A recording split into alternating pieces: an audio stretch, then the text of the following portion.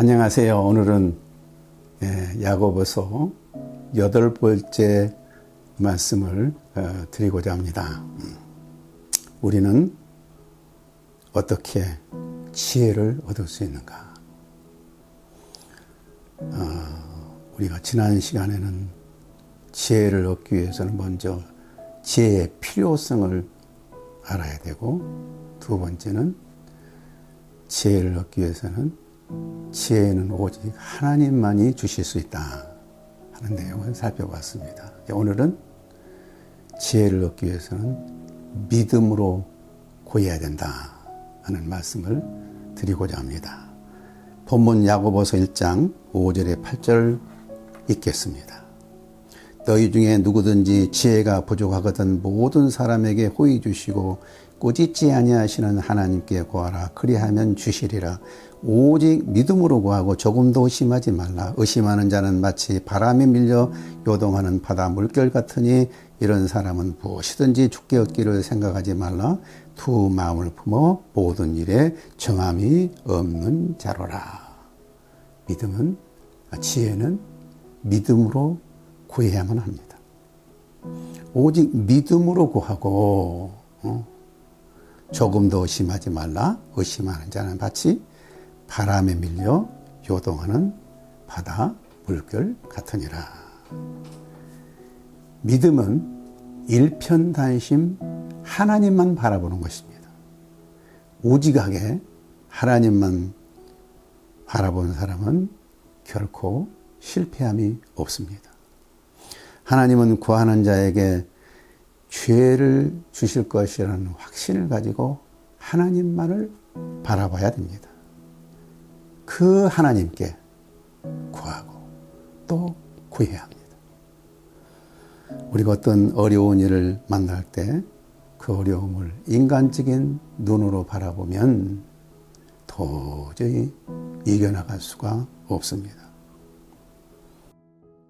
이스라엘 백성들이 홍해물을 앞두고 홍해물과 뒤에서 쫓아오는 애굽의 군대를 바라보는 가운데 깊은 절망에 빠졌습니다. 그때 모세는 잠잠히 하나님만 바라라고 하였습니다. 그들이 하나님을 바랐을 때 홍해물이 갈라지는 기적이 일어났습니다. 이스라엘의 12 정탐꾼을 가나안에 보냈을 때 그들의 보고가 두 가지로 나누었습니다.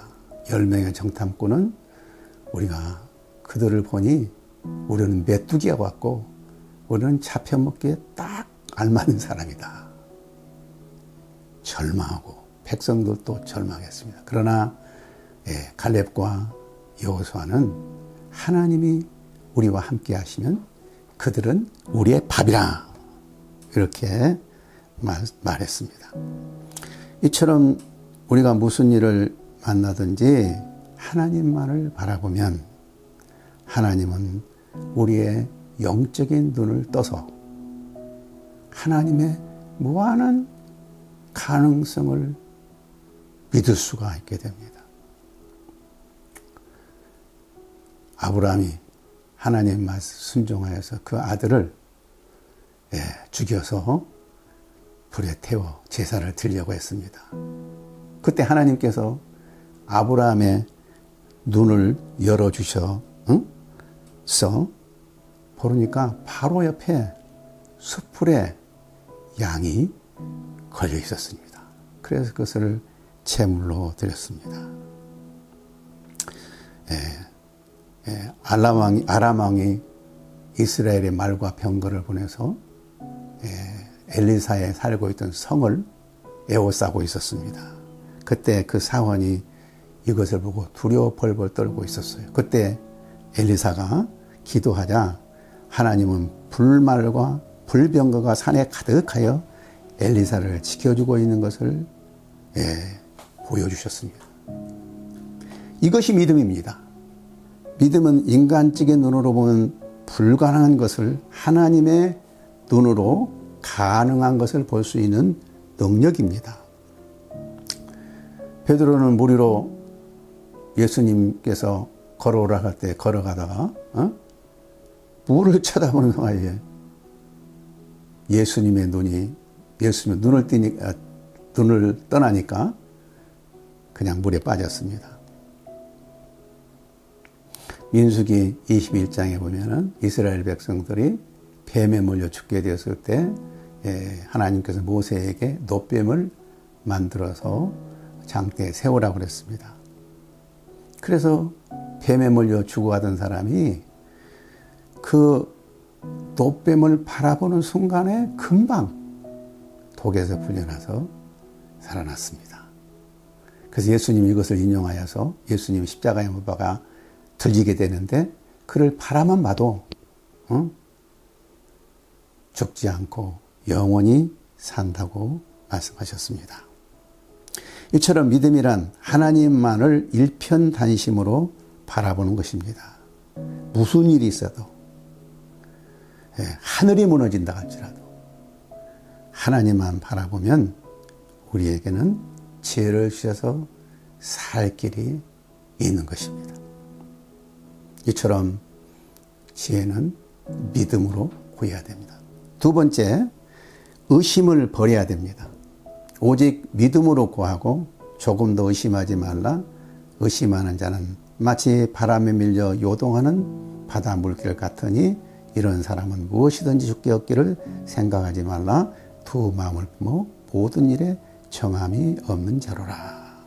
여기에서 야고보는 두 마음을 품은 자와 의심을 동일시하고 있습니다. 두 마음을 품은 자라는 것 헬라어로 딥슈코우스 아네르라고 하는데 그 뜻은 두 영혼을 가진 사람, 유선자란 뜻이에요.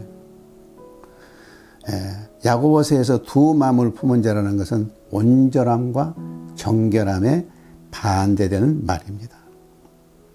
그래서 의심하는 자는 두 마음을 품은 자예요. 두 마음을 품는다는 것은 이성과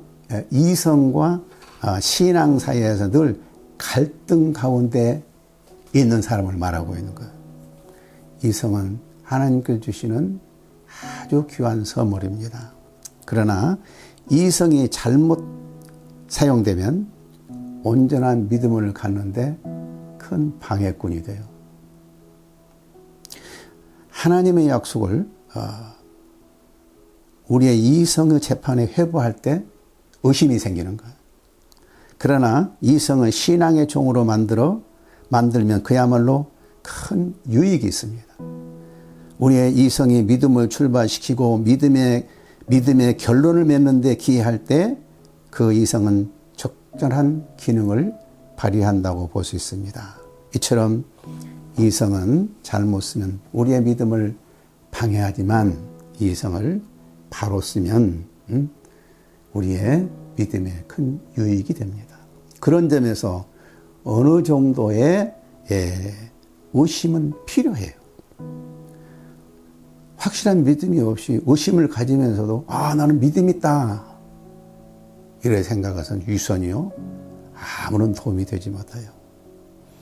우리가 의심이 있을 때 철저히 우리 의심이 무엇인가를 파헤쳐서 그 문제를 해결함으로 확실한 믿음을 가져야 돼요. 그 예가 도마예요. 도마는 의심이 있었지만 의심 때문에 실패하지 않았어요. 오히려 그 의심 때문에 예수님의 부활을 받고 부활에 대한 확신을 갖게 되었습니다. 근데 이 도마는 의심에 가질 수 있는 성품이 있었는지 그 후에 또 의심이 많았대요. 그래가지고 베드로에 가서 참 신앙 상담을 하러 갔는데 베드로가 너무너무 바빠가지고 만날 수가 없었어요. 그래서 그는 돌아오면서 저 친구는 저렇게 열심히 주님의 일을 하는데 나는 항상 의심만 하고 아무것도 하지 않고 앉아있으니 한심하다. 그리고 마음을 바꿔서 의심을 극복하고 큰 확신을 가지고 인도에 가서 많은 선교의 열매를 맺었다고 합니다. 그러나 여기서 우리가 오해할 것이 하나 있습니다. 우리가 의심을 하게 되면 나는 구원을 받지 못했는가? 난 아직 신앙의 세계에 들어오지 못했는가? 이런 생각을 하는 사람들이 있어요. 아닙니다. 우리가 구원받은 신자가 되었어도 의심할 수가 있습니다. 우리가 의심이 들 때 우리가 생각해야 할 것은 의심을 버리고 어떻게 하면 참 믿음에 이를 수 있는가를 배워야 됩니다. 우리가 어떻게 의심을 버리고 확신 있는 믿음에 들어올 수 있을까요? 우리 의심을 하게 하는 두 가지 원수가 있습니다. 하나는 사단이고 육신의 생각입니다. 이 두 가지 원수와 싸워 이길 때 우리는 큰 확신을 가질 수 있습니다. 한번 여러분 생각해 보십시오. 지금 내 힘으로는 도무지 해결할 수 있는 어려움이 있습니까? 어떤 환란이 있습니까? 나는 도무지 이 환란에서 벗어날 수 없다는 절망과 의심이 있습니까? 그런 경우에 우리의 그런 생각을 주는 것은 사단과 육신의 생각입니다. 그러므로 사단의 생각과 육신의 생각과 싸워야 됩니다. 기도의 자리에 나가서 하나님만 바라고 하나님의 도움을 구하십시오. 그러면 성령님이 찾아오셔서 우리의 싸움에 큰 힘을 북돋아 주실 것입니다. 하나님께서는 용기와 능력과 지혜를 주실 것입니다. 영적인 눈을 뜨게 하사 하나님의 가능성을 깨닫게 될 것입니다. 지혜와 계시의 정신을 주사 예수를 죽은 자 가운데 살리신 능력이 내 안에 있다는 것을 볼 수 있게 하실 것입니다. 기도는 우리의 믿음을 방해하는 사단과 육신의 생각과 싸워 이기게 하는 하나님이 주시는 최고의 무기입니다. 사단은 이 무기고를 점령하고자 합니다. 절대로 이 무기고를 사단에게 빼앗기지 마십시오. 이렇게 기도를 배운 사람은 의심을 버리고 믿음으로 구함으로 모든 사람에게 후회 주시고 꾸짖지 아니하시는 하나님께 엄청난 지혜를 얻을 수 있을 것입니다. 너희 중에 누구든지 지혜가 부족하거든 모든 사람에게 후회 주시고 꾸짖지 아니하시는 하나님께 구하라. 그리하면 주시리라. 오직 믿음으로 구하고 조금도 의심하지 말라. 영국의 이 여왕도 두렵게 했다는 잔 낙스. 영국의 왕은 제일로 두려운 사람이 누구냐면 잔 낙스의 기도라고 그래요. 1572년 그가 임종을 앞두고 있을 때 그에게 찾아온 한 장로에게 잔 낙스는 이렇게 말했다고 합니다. 나는 지난 두 밤 동안 어려움 가운데 있는 하나님의 교회에 대해서 묵상했다.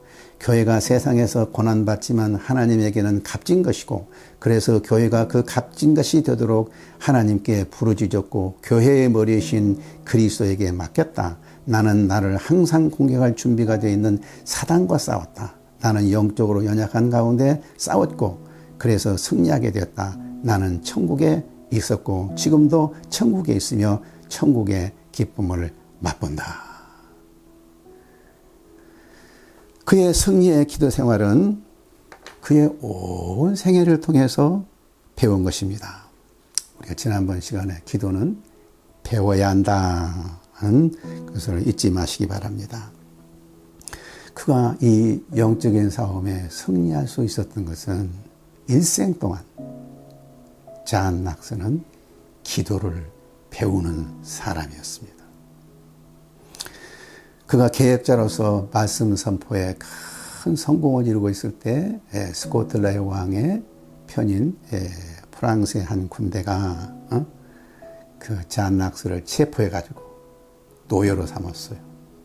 그래서 노예 선에서 노를 젓는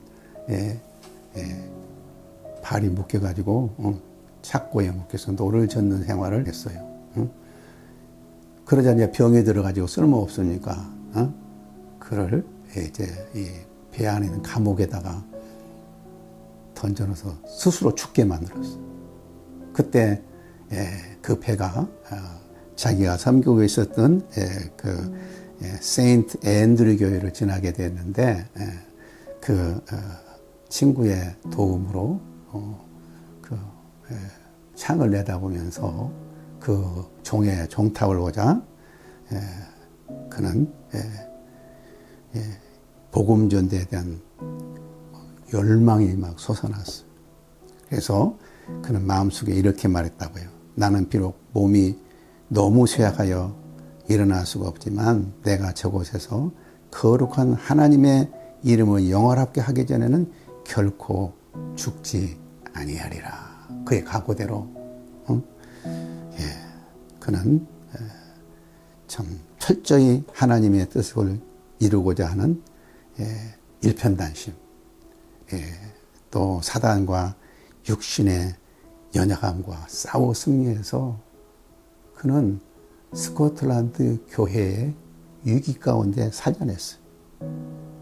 한 사람의 기도의 승리가 얼마나 위대한 역사를 창조해냅니까? 우리 마음에 의심을 조장하는 사단의 세력과 육신의 생각은 우리가 항상 싸워야 할 대상이에요. 우리는 이 두 가지 원수와 피투성이가 나도록 싸워야 됩니다. 무한 절대자인 하나님으로부터 지혜를 공급받아 우리에게 당연히 어떠한 환난도 능히 극복하게 할 수 있기를 간절히 바랍니다.